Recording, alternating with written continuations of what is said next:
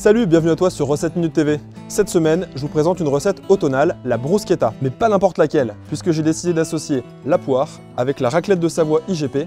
Mais avant ça, je tenais à vous présenter quelqu'un. Salut, moi c'est Cédric, j'ai 42 ans, je suis éleveur de vaches laitières à Belmont-Tramonay en Savoie. Dis-moi Cédric, qu'est-ce que t'aimes dans ton métier?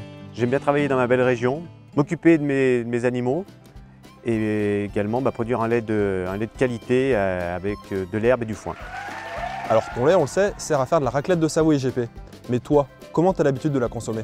Fondu avec de la charcuterie et des pommes de terre, mais également sur un plateau de fromage toute l'année. Ça voudrait dire qu'on peut la consommer toute l'année? Mais oui, on peut consommer de la raclette de Savoie toute l'année, parce que mes vaches elles font du lait toute l'année. Et on va commencer par déguster l'ingrédient phare de cette recette qui est la raclette de Savoie IGP. Tiens Cédric, à toi l'honneur, tu me diras ce que t'en penses. Elle est fondante, elle a du goût. Pour commencer la recette, je vais te demander de bien vouloir décortiquer les noix si ça t'embête pas.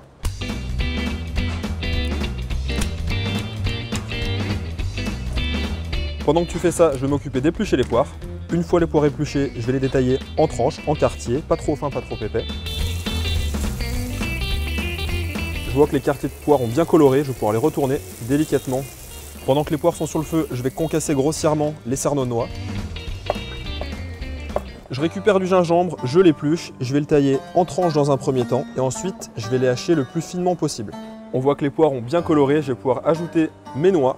Elles vont pouvoir caraméliser légèrement. Et pour donner bon goût à ces poires, je vais rajouter un petit peu de gingembre. Pour apporter un petit peu de douceur, je vais ajouter du miel. Je vais bien faire chauffer la poêle, monter en température. Et Cédric, je vais te demander de verser un petit peu d'alcool de noix dans la poêle, s'il te plaît. Là, on va laisser compoter 2 minutes à feu fort pour justement laisser caraméliser tous les ingrédients. Dans une poêle bien chaude, sans matière grasse, on va faire toaster 2 belles tranches de pain de campagne. Je vais couper des fines tranches de raclette de Savoie. Tac, je vais la détailler en petits copeaux comme ceci. On garde bien la croûte pour le côté croquant. Alors pour le dressage, je vais alterner avec des tranches de poire. Et là, hop, des beaux petits copeaux qui vont venir alterner avec la poire. On va compléter avec nos petites noix caramélisées.